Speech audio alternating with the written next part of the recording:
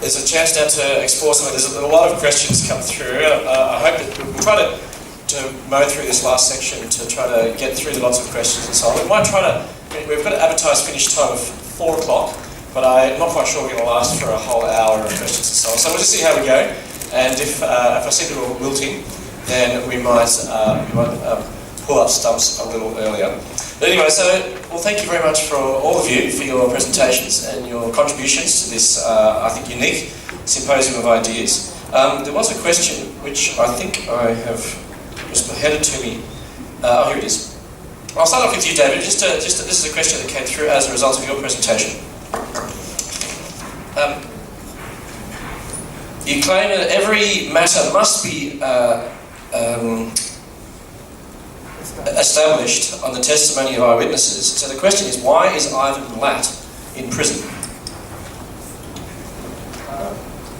Back on who's Ivan Milat? Backpacker murderer from Southern Islands in New South Wales. That's right, yeah. So yeah, just I suppose it's a clarification on method in terms of the claim that every matter must be established on the testimony of eyewitnesses. So Ivan Milat, who no one saw murder people, how was he in prison? You're quite right. Is this on? Yeah. I'll try and talk a bit louder. Okay, sound test. Good, fine, you go. Good, okay. Look, I'm not familiar with that case, but it sounds like there was a horrific crime committed and all the evidence pointed at him. If my understanding of the laws given to the Israelites is correct, then he wouldn't actually be convicted for that, because you need 2 or more eyewitnesses. I would like to add there are lots of examples of people who have served time in prison and in America have been executed for crimes that later witnesses came forth to say, well, actually they didn't do it. And there's one case that's at the forefront of our thinking at the moment, because we've interviewed the lady in the very next issue of Creation magazine. I'm referring to Lindy Chamberlain, or Lindy Chamberlain Crichton as she is now. And she should never have been convicted because where were the eyewitnesses? Her own eyewitness account said that she didn't do it. She should have been let go free. As it happened, she was committed to a jail term, etc., etc., etc. Absolutely tragic. I wanted to ask you a question about that methodology, about the witnesses, because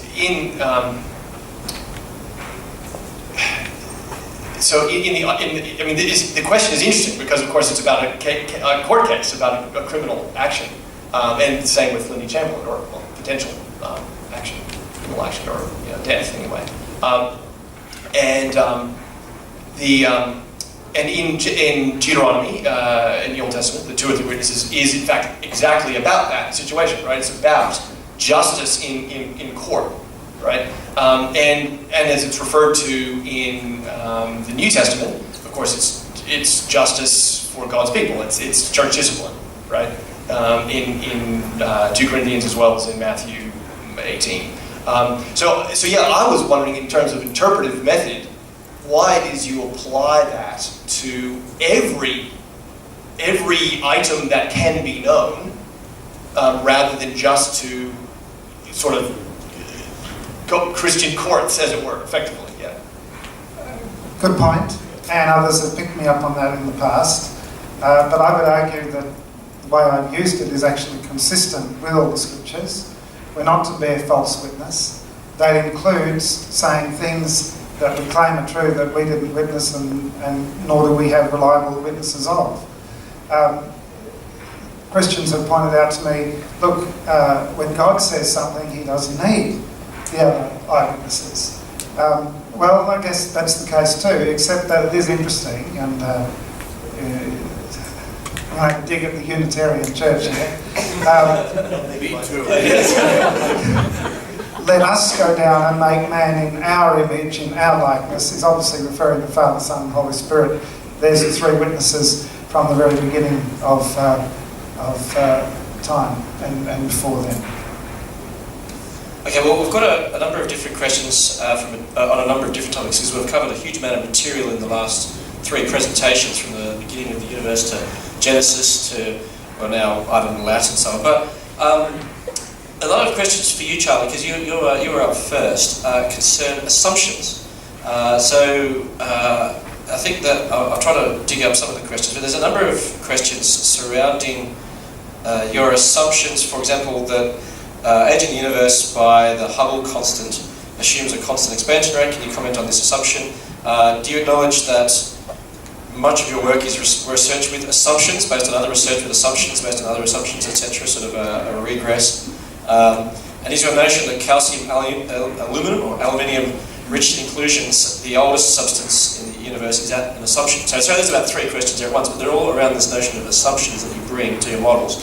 So I'm wondering if you may be able to expand on that, and maybe perhaps reference the references to this kind of regress, the Hubble constant, and the aluminium one, etc. You know, I think David mentioned that science is based on assumptions. I think you said that. Chris definitely did. Yeah, Chris did. Chris definitely. And so one of the things that made me think of was, you know, mathematics is based on assumptions. They're called axioms. And they say, okay, here's axiom number 1, 2, 3, 4, 5. And then the mathematicians sit around and say, okay, what do they mean? What can I infer from them? And then they really do prove things according to them. I would argue that mathematics, even though they use the word prove, they don't really prove things, but let's not get into that debate. But mathematicians say they prove things. And scientists don't prove things. And they get evidence, and better evidence, and sometimes worse evidence, and sometimes more evidence, and et cetera. It's like piling up of evidence, and there are 5 ideas. This idea has lots and lots of evidence. This has this much evidence. This has a little bit, and this has, oh, this, throw that out. That's no good. So, but finally said, you know what? Why don't physicists, why don't we imitate mathematics? Why don't we just assume some things and be explicit about what we're assuming, and then build our world from that? And when you sometimes people try to do that, but then they say, well, wait a minute, I don't like that assumption, or wait a minute, this prediction of this assumption is no good, and let's get rid of the assumption. And so it's really a back and forth and back and forth and back. It's never a, here are the axioms, here's what you can get from it, like in mathematics. It really is a back and forth and back and forth. And so it's correct that there were lots of assumptions that I was using. Of course, the audience, the people who are asking that question, don't know what those assumptions are because they haven't studied the astronomy. So I could go through each assumption one by one, but it takes education in astronomy to do that. Just like you guys are talking about the Bible, I don't have an education, but you say, you assume this and quote, I don't know what the heck you guys are talking about. You know? And so you have all these assumptions about what God is, these sins. I said, what in the world are they talking about? And you could explain it to me if I wanted to listen for a couple of, I guess, months.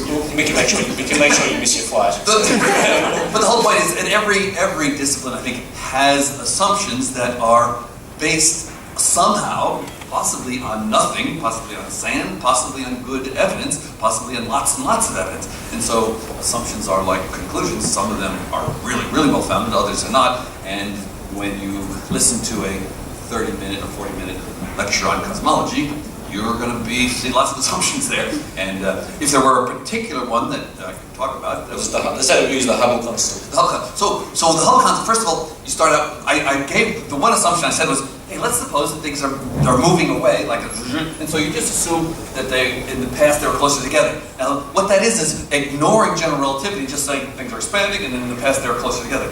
In reality, that the expansion is being slowed down by the matter of the universe. So it was expanding faster earlier on, and then we have a way of predicting how much it was slowing down. Much like if I throw something up in the air, it doesn't stay at the same velocity. Why? Because the gravitational pull is pulling it together. Similarly with the universe is expanding, and its expansion was slowing down in a predictable way, but I didn't mention that as part of the example. So the assumption behind that is general relativity, and if you want to talk about, if you want to call general relativity an assumption, that's okay. We call it a theory because it has been backed up by so many tests. And so if you're unfamiliar with something, you call it an assumption. If you're more familiar with it, you say, oh, that's got a lot of good evidence for it. So you have to in 40 minutes, you can take it on authority that general relativity has a lot of good evidence backing up this, what you want to call as an assumption. Okay, so someone's asked a question about for you to actually cite some actual scientific references for the theory you're proposing. how would someone say? Any cosmology textbook. Okay, so just for the purposes of those who would like to discover more or understand more of your right. perspective. I recommend a book called The Cosmology Science of the Universe by E.R. Harrison, Cambridge University Press, 2001. That would be a good place to start. Sure. Okay. Thank you. Right. So that's now a lot of the discussion we just had centres around understanding the nature of Genesis and so on. And so we've had Lewis and David share some discussions on that.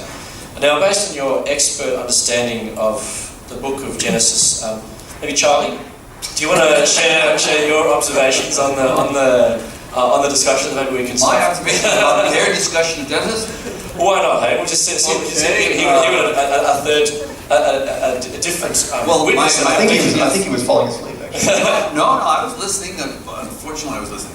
No, but I think that my point of view, I guess, is all religions have a way of explaining the origin of humanity and the origin. If you travel around the world and you talk to anybody, they will have some type of explanation for the origin of humanity and the origin of their beliefs, and often the origin of the universe. Now, so Christianity is a religion. It fits into this big gamut, this much wider spread of human religions. And when people who believe in a religion die, we call it mythology. And so I would call it Christian mythology, just because it's a made-up story that people find comforting. And some people find it comforting, other people say, hey, it's just like Zeus and Marduk and all the false gods that he was talking about. I said, well, for me, all gods are false. And so I hear a bunch of people talking about false gods. What do you do? What do you do? If you heard a lecture about Zeus for an hour and a half, what would you think? Seriously. Well, that's a very good question. I think that's certainly one of the things that we want to stimulate this discussion on big questions. And why is our belief? Is there reasons for our belief? Is it simply just because we like it, or is it brings comfort, or is there actually other? Every culture has a belief system, and that seems to be the way humans are. You will not find an atheistic tribe in Brazil. We as people seem to populate the world with gods that we've made in our own image. Well, there's an interesting segment. Now, I'm interested to hear, David, your thoughts, and Lewis, about, well, maybe to answer Charlie's claim that it's all been kind of made up. What's your response to Charlie's kind of observation there? David? If we start from first principles, I would say look at living things. They scream designer. Design means designer. Okay, so who is the designer? So if you've come to the point of saying, look, there has to be a creator, who is he, she, they, it? Now, first principles say that if someone has been capable, or some committee, or whoever it is, of creating entities as complex as we are and other living things, then surely they have seeing we have the capacity to communicate, surely the Creator has the capacity to communicate with us. And so you could then visit each religion to find out what's their perspective on where we came from. Now, obviously I'm biased here, but the Bible is unique among all the different religious holy books in the world, in that there is this clear interface between what the Bible says and the real world. So obviously you can't test until it's too late whether there is a heaven and hell after you die. However, the Bible makes claims about this world which we can test in the here and now, and guess what we see? Biology, yeah, living things are decaying, an ever-increasing number of mutations. And the more, I'm really excited about DNA research. I mentioned it briefly about the evolutionary geneticists being bewildered as to our rate of decline. Let me quantify that. At last report, it was somewhere between 60 to 100 mutations per person per generation. So the old people here, if you're wondering why your offspring aren't as fit and capable as you are, go easy on them, okay? You know what, the mutation rate is much, much higher than that, but it's being constantly maintained and repaired. Yeah, which begs the question, how did natural selection select for a built-in repair system? It is remarkable what the genes can do. And areas that were listed as being junk DNA are now seen to be responsible for this repair mechanism. We've had 4 generations of Arabidopsis plants that have repaired a gene that was mutated 4 generations earlier. How is that possible? An involved DNA repair mechanism, that's what it's called. No, because it hasn't exceeded what was there 4 generations ago. It's gone back to what used to be functionally good. Now, how does that work? Honestly, talk with a geneticist to realise that these things don't come about by accident. So, there's a designer. Who is it? Compare what the Bible says about biology, geology, paleontology, and you'll see that it matches, right? The Quran doesn't fit. The Quran says that Adam was banished from some place on paradise, not on earth, down to an earth on which there already was death and suffering and carnivory. And that doesn't fit, according to you? Absolutely not. No, because they've got, then death is a natural part of life, which is what the Muslims say. They say, why are you Christians, you say death is not a good thing. In fact, it's a natural part of life. But there's a talk show host, I think he's now retired in North America, Larry King, after the September 11 incident, he asked a Muslim scholar, you say death's a natural part of life? Absolutely. Well, why then do you treat it so tragically? And I'm sure you've seen the images of Palestinians at their funerals beating and ripping out their hair and so on. It's because they know that death is not a good thing and they have no way of dealing with it. But Christians don't mourn the way the world does. Why? Because we have a hope. And so the Bible's message at every level is more powerful than any other religious book, which I would argue are only a shadows or a deliberate distortion of God's word. And you know that every religion says that. Well, You mean about other religions? Yes. Oh. Every religion says Yeah, my religion. I would hope so. What's the point? but I would argue you as an individual have as much responsibility as me or anyone else to explore while you have opportunity. And Jesus' most famous, I think, his most famous account was of the poor man and the rich man dying. And the poor man named Lazarus goes to be, as it says, with Abraham's bosom, but the rich man is in hell where he's in torment. And the rich man says, please send Lazarus back to warn my brothers. And Abraham says, no, sorry, can't do that. He's got Moses and the scriptures. Sure, send someone back. No, even if someone were to come back from the dead, he wouldn't believe. So you can't ignore those stories. And the older we get, the louder they speak. Well, we will continue that, we'll get back to that train of thought for a second, just but another question's coming which does touch on the issues that Charlie raised in his presentation before we move on to more of a discussion of Genesis. It says, it's direct to you, David.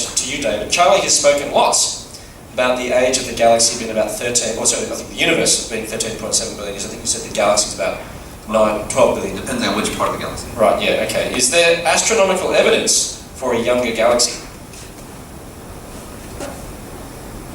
Younger than what they make it out to be, yes. In fact, lots of evidence that challenges that age. As I said, there are conflicting ages. Where we're close enough to have real data sent back, like the Cassini probe to Saturn, there's lots of stuff there that conflicts with a 4.5 billion year old solar system. No, there is no such evidence. So you have to just outline one or two things that people might be able to go back and research. Okay, well, I think I put up the geyser coming out of Enceladus. No, you're assuming that is not a temporary phenomenon. If you assume that it is going on forever, then I would agree with you, but that's not part of any model of that geyser. Yeah, because it can't be. Well, that's right. So why does that violate any age constraint that you have? It's a temporary phenomenon. It's like, if I assume that temporary phenomenon lasts forever, then it violates your age constraints. Well, why in the world would you assume that it goes on forever? No, that's not part of any model. Well, it was, while uniformitarianism was still a rule in science. But we've seen in the last decade or so that's been conveniently dumped on occasions just like this. Convenient. When you see a phenomenon, you do your best to model it and understand it. And to say, hey, you know what, I'm going to use an old model that I had hanging around here, and if I assume that, then it violates your age constraint. That's not the way that science works. You never find a paper saying that. They'll say, you know what, if you do that, that wouldn't work, but you get a wrong answer. So no, it's there's nothing compelling about using the wrong assumption. And you say, there is something compelling, therefore it violates the age constraint. That doesn't make any sense to me. And nor does it make sense to me either, but the reality is that's what happened. You had people arguing prior to Darwin that the present is the key to the past. Prior to Darwin, we didn't know about the moon of Enceladus. Yeah, please, just patience. The prophecy that I read out before, 2 Peter 3. First, there will come people who say everything goes on as it has since the beginning, but those people still believe in God. So Charles Lyell was one of the ones who paved the way for Darwin by softening up the church to the idea of long periods of time. Of course, Darwin picked it up and ran with it, and then others picked up with Darwin stuff, and then Charles Lyell was actually mortified later to discover that the next part of 2 Peter 3, he didn't put in these terms, but the next part of 2 Peter 3 came to fruition whereby they forgot about the Creator altogether.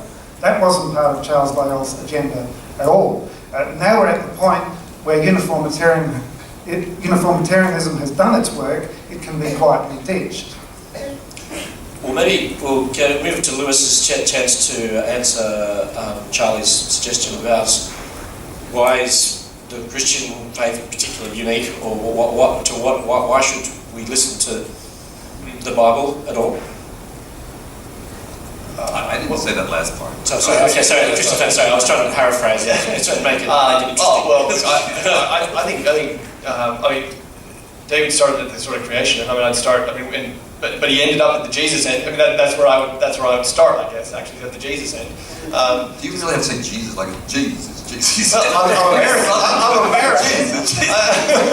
I'd like South Carolina or something. Yeah. Well, I spent 10 years in the southern United States with, my parents are Southerners, and all my relatives are Southerners, Charlie. And here I am talking to another American. It comes out, it comes out.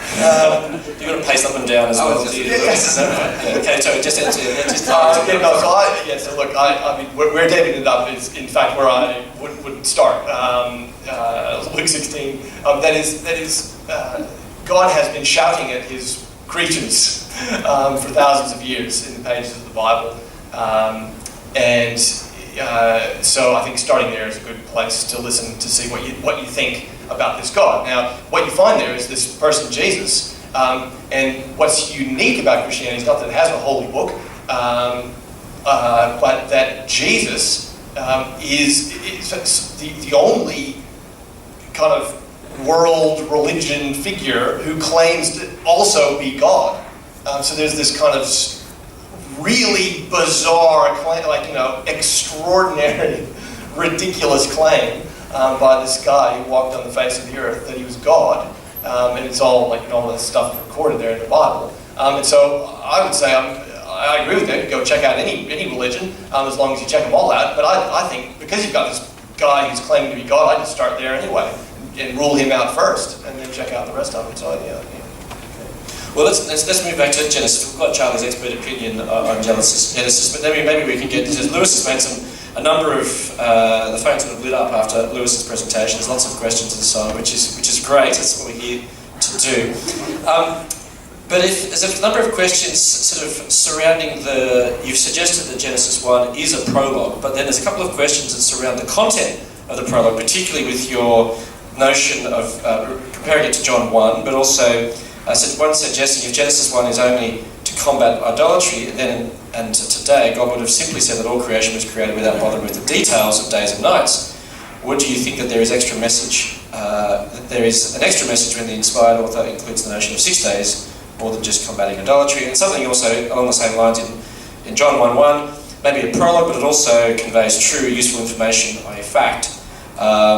How does this compare to what you're suggesting for Genesis 1? How does the way Genesis 1 was written fit the way an overture would be written? So essentially the questions boil down to, I think, why, if it's an overture, what do we make of the content of the overture? Okay, so that's fair question. The pattern. So first of all, I'd say with Andrew Brown from earlier. I don't know if he's still here, but it'd be better for him to answer this. But the pattern, I think, is because it's, well, I'll start by saying what he said, that is, it's a very stylized piece of literature. And I think what it's heading toward, the point of it, the point of the pattern, I think, is the Sabbath, right? Is the seventh day. I think that's the point of it all. That's where it's heading. He kind of builds up to humanity, and then after this, the crowning event of this creature who is not like all the other creatures, and given a purpose in relation to creation. Then God enters his rest. Now, I think it's all heading toward that Sabbath, that rest. I think that's what the pattern is about. And when one of the things I didn't say earlier is that when there's another contextual bit for Genesis 1, like a historical contextual bit, and that is when Moses goes to Pharaoh in Egypt to say, "Let my people go." He said, what does he say? He says to them, our God has told us we need to go out into the wilderness to hold a festival to the Lord. Right? That's what he's telling Pharaoh. He's saying, you need to let us go because our God says we need to go out and celebrate this festival to the Lord. And so ultimately, of course, that works out. God impresses himself upon Pharaoh, and he lets the people go, and off they go into the wilderness. Now, but what happens? They never actually hold their festival until Moses goes up onto the mountain and disappears for 40 days.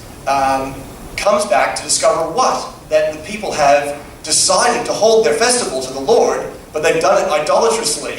They've done it worshipping the golden calf instead of worshipping the Lord on his terms. And I think the whole Sabbath thing and the work week, is about worshipping God on his terms, getting the festival right, and so I think that's very purposely built in to this prologue, because that, in a sense, is ultimately the key thing about creation, is that we end up worshipping God correctly on his terms. So that's where there's another question about, to touch us on those things. If Genesis 1 is only to prevent Israel from idolatry, why would the commandment regarding the Sabbath day in Exodus 20 was given by God, alluding to the 6 days of creation, and there is no indication that it is not literal days?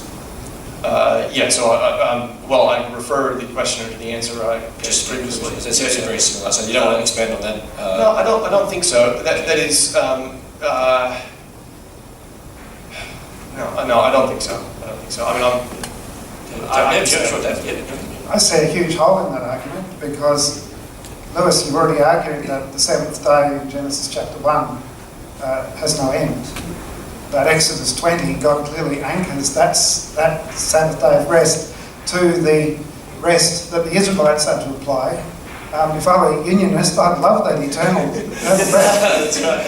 Fair enough. Then I will say something. Sorry. It's a fair point. It's a fair point. In Hebrews chapter, it's 3 or 4.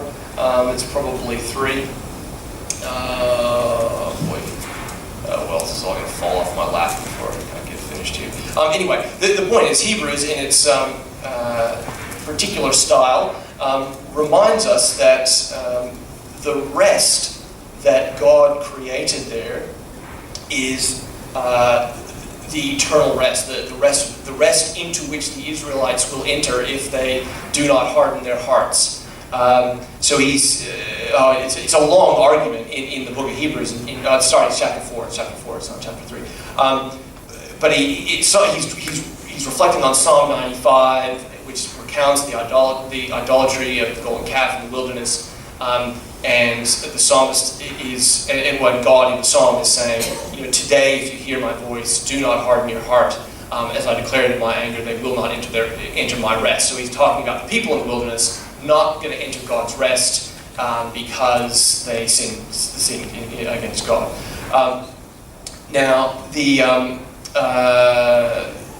What the argument goes on to say is, well, if the promised land was the rest that was being promised, then why did David write the psalm? Like, that is, why did David write Psalm 95 saying, "Today, if you hear my voice, do not harden your heart"? I mean, this is the argument of the book of Hebrews. He said, obviously, that rest was sometime for the future. And then Hebrews 4 quotes Genesis 1. Well, sorry, day 7. Man, I'm going to get my hands on that guy who marked the verses and chapters in Genesis. Anyways, God rested from all his work. He quotes this as the rest into which we should be striving to enter.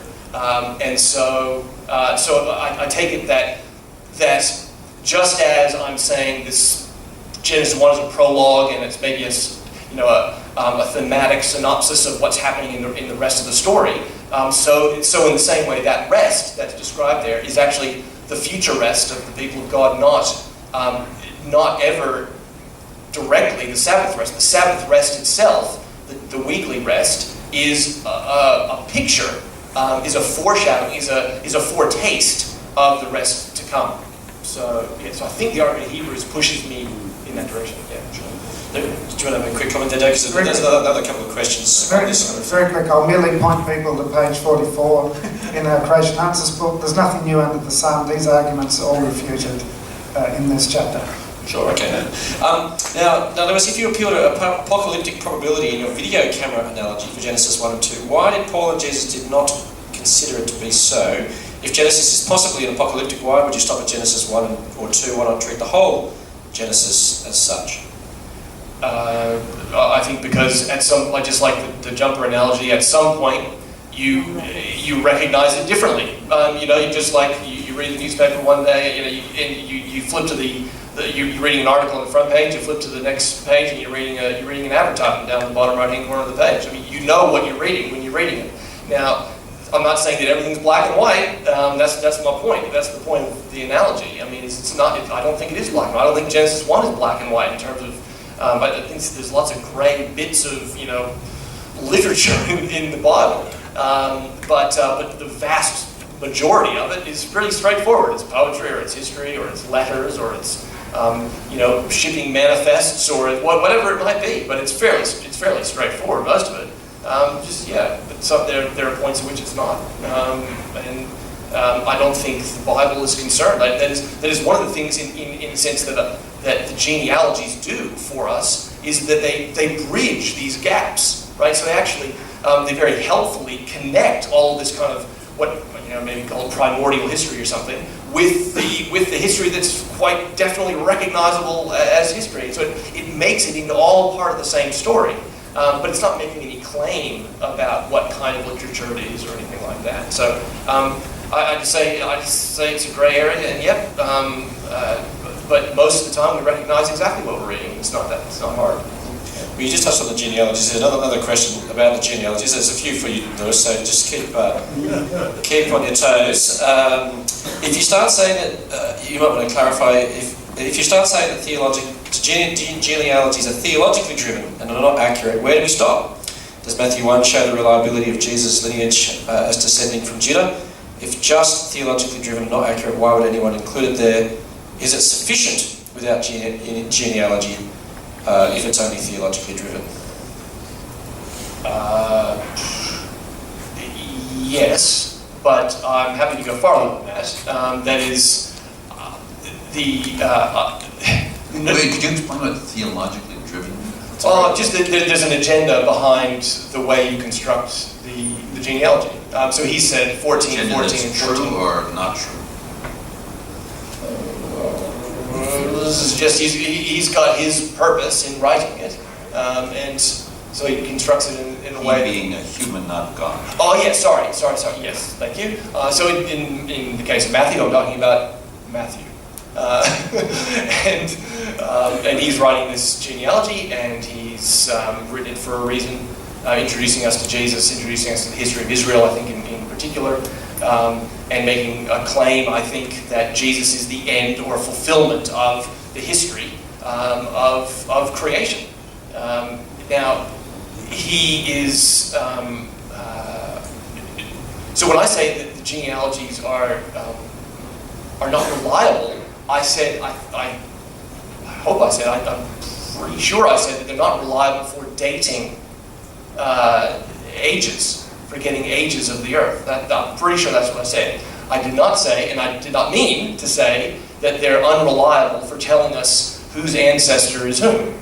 I fully believe that they're reliable for that. I think that's largely the point of them, is to try and connect up ancestors. Whether there's an actual chain of father to son, as we would say father to son, is another question. And I think Matthew demonstrates that, at least somewhere in the Bible, they don't always do it from father to son. So that's all I want to say about that. Quick comment, David, then there's another question for you. Yeah. Every scholar I know says that Matthew's genealogies are concertinaed. The Hebrews recognise... What do you mean by concertinaed? Sorry, just want to expand. I forget the reason why he wanted the groups of 14s. Okay, but the readers would have known that the writer is referring to what's in the Torah, where it's clearly spelled out. Adam begat Seth at age 130, and so that's where the genealogies come from. And incidentally, that reminds me of the problem with your seventh day is as unending, because Adam's age at death is clearly given at 930. If the seventh day isn't finished yet, then there's problems with that. I agree. Okay, so David, there's another question for you. Are there two contradicting creation stories? Chapter 1 has animals made before mankind and male and female are made at the same time. Chapter 2 has animals made after mankind and male is made before female. How can both be correct? Sorry, do you want me to just clarify the question? No, that's fine. Yeah, that's okay. fine. Look, for the long answer, see the chapter 2 in Creation Answers book, 6 days really. A short answer, Genesis 1 and Genesis 2 do not contradict one another. Jesus clearly thought that they didn't contradict one another because he amalgamated the two. So he clearly didn't think Genesis 1 was a prologue, but anchored it to real history. God made them male and female, therefore the two shall cleave, a man shall leave his father and mother and cleave to his wife. Quoted the two in the one verse. Genesis chapter 2 is an account of day 6, basically, in more detail about what happened. It does not contradict chapter 1. And for more details, see chapter 2 in our Creation Answers book. Am I allowed to ask a question here? Just remind me. Sure, yeah, you can call it vast knowledge of... It's about the pelvic bones of whales. I heard... That was from me. Well, somebody said that God created the fish and then the land animals, and when you look at whales, you often find the pelvic bones, which Darwinian evolution explains as whales used to be walking on land and then they evolved into the ocean. But presumably, why would a God produce some pelvic bones in a whale if it's not going to have to walk on land? So is there an answer to Genesis? I'm sure you've addressed this issue before. Yeah, and your answer is? From what I can remember of the articles on our website about that issue, there's several angles to it. One that comes to mind is claspers for reproduction. Okay. So at no... All right, can I laugh at that? No, why would you? God created them to reproduce. Claspers have to be on the outside. I mean, snakes, for example, have claspers for reproduction. They have to hold on to a female so when they have intercourse. And these are obviously the remains of a pelvis inside of the body of a whale, and there are no claspers at all on the outside. So that seems like you're making this stuff up. I'm not making it up. Okay. I'm trying my best to remember what others have written on our website. So please check it out. If that's the best you can do, I'm not going to check it out. Yeah, well, the thing is, no, please, because it's not just me. As I tried to make clear at the start of my presentation, this is not just one young earth scientist view. I'm part of a network internationally, and we can't all be physicists and mathematicians. Some of us are biology. This is the biologist here. But this storytelling about trying to get aquatic mammals to fit with the evolutionary storyline that they're descended from some walking mammal on land, it's just bizarre. It doesn't fit. It fits perfectly. That's why, by the point of me asking the question about the pelvic bones, it fits perfectly into what we see. While the story that God created a whale with pelvic bones, that doesn't fit at all. That's just the opposite of what you said, I think. If you go and read these analyses, you'll see pelvic bones is probably not a correct description of what they actually are. Well, Colin, do you know anything about that? Well, maybe we'll hold this conversation to, you can continue this. It seems as though you have a little rebel symposium up in the foyer there, Charlie. I'm sure that everyone's going to gather around for another take 2 or take 5. Can I just make this point? Jesus said, "Seek and you will find." I mean, I can't force Charlie to seek, all right? But for those who are wanting to seek, there are Christians with scientific credentials and with better memory of anatomy than I have, who have put their mind to this task specifically to demolish these arguments. Yeah, make up stuff and you will find it too. Well, if anyone has been making up stuff, I would argue that's because he's a descendant of Adam, created in the image of God, God who spoke things into existence, and I see evolutionists are very good at speaking their storyline into existence, whether the evidence fits it or not. There's a couple more questions. I've just noticed that the time. I just don't want to. But there's some more yummy afternoon tea to come. Just a couple more final questions. Maybe one more to you, David. Actually, maybe 2 more questions that we'll address to you. Then we'll and I'll also talk to Lewis. But one has come through which relates to the previous discussion we had about. I think it's a scientist because they've got some word here that I have no idea what it means. But what about when scientists observe induced mutations of the genotype of organisms due to, say, radiation? These alleles did not already exist, did they? I assume that that's been someone hasn't. I assume that makes sense to Alleles. Alleles. Sorry, yeah. Do you want to care to comment on that? Sure. Radio. What do you call it? Radiation. UV radiation. Induced mutations of the genotype of organisms due to, say, radiation. Yeah, look, radiation, copper pollution in waterways, whatever it is, these things are capable of changing existing genes into new forms. Occasionally, those things might actually give some benefit, but that doesn't represent new information.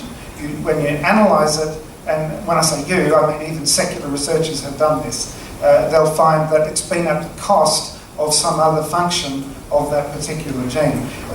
The examples after examples that the evolutionists need to explain how microbes could have become more complex multicellular organisms over millions of years require numerous examples of mutations that have obvious increase in genetic information. Where are they? They're everywhere around us. Well, Richard Dawkins is hard-pressed to even name one. That's a very famous clip. I've seen that too. I think if you asked him again, he would have a much better answer. Well, he's had, what is it now, 15 years to answer. He's got 12 A4 pages on his website. You can look in vain for an answer there.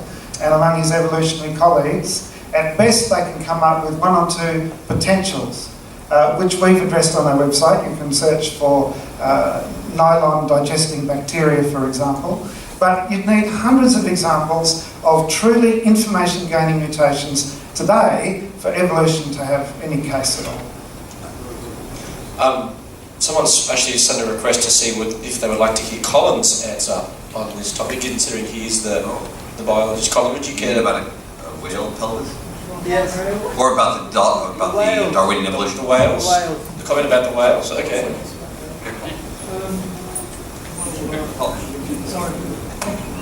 Thank you. Whales, yes, I mean, not only do we have the remnants of their pelvic bones, but as we go back in the fossil record before about 30 million years ago, before the 2 major groups, living groups of cetaceans separated, we have whales with feet, and gradually we go back to whales with large legs. And in fact, it was discovered on the basis of DNA similarities that they're related to artiodactyls, even-toed hoofed mammals.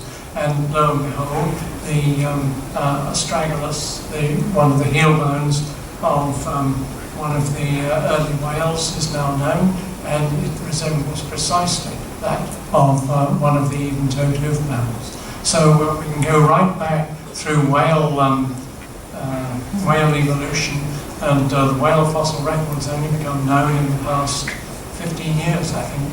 and has produced a pretty continuous series going back to land money. Okay, thanks very much, Colin. We will wrap it up with maybe one just final question and some final reflections from each of our panellists. So David, you've mentioned a lot about that we need to trust the witness of eyewitnesses, so the testimony of eyewitnesses, etc. Why can we trust the Bible? Good question. And if someone is coming at it from a non-Christian, I'd encourage you to be super skeptical. Test everything. In fact, the scriptures actually say, test everything. But when you do that, you find that it is consistent with itself.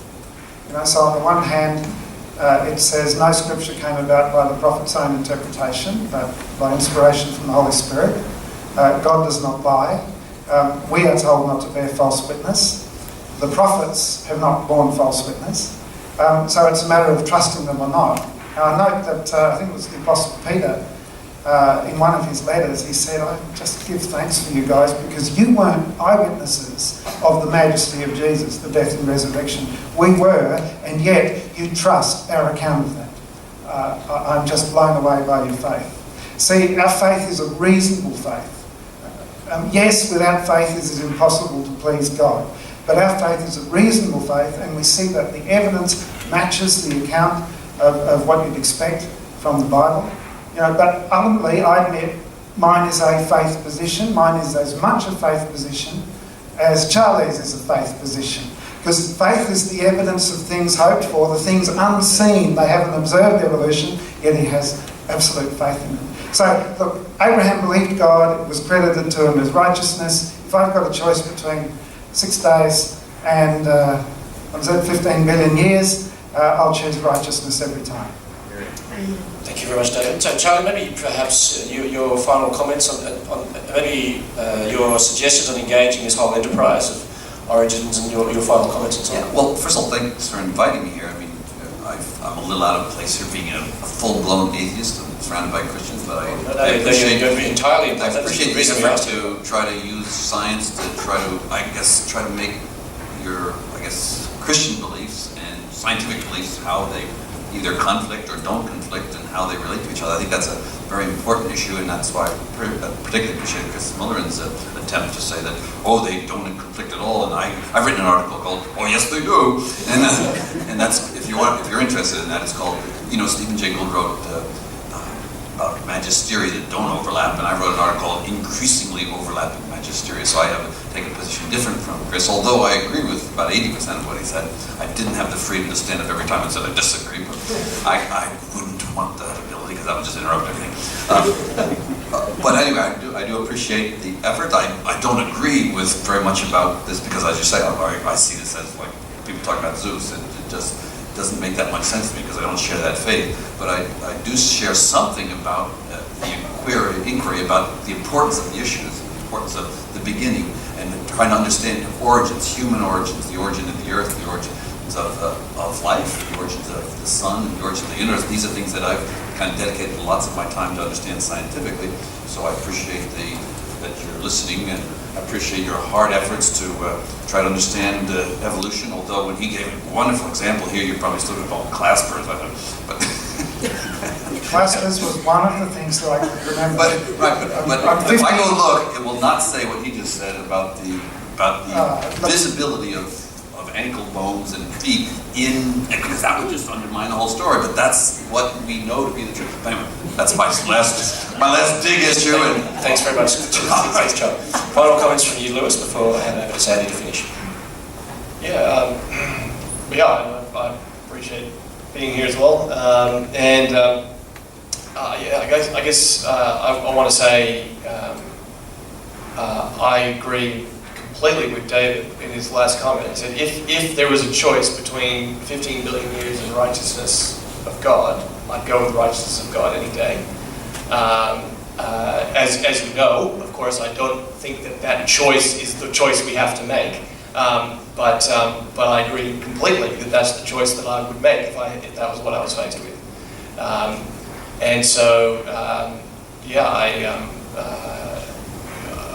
I think the issues that we need to investigate are in the Bible. That is when we need to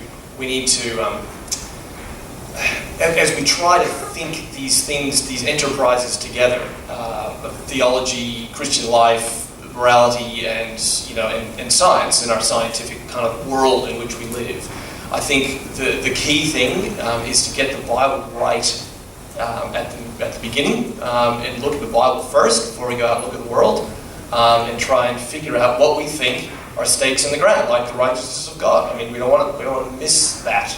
All right, so we got to make sure we think we know what the Bible's telling us about us, about God, and about the world.